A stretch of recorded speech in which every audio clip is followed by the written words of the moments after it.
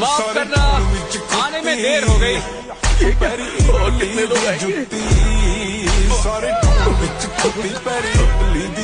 मुझे पता हो गया कि यहाँ टोटल कितने ग्रेट कैप्टन हैं।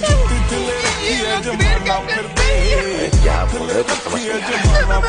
मेरा मतलब है मेरी आंखों के ठीक सामने खड़े बन के बंडाना फिर दे, फुट विच बन के बंडाना फिर दे।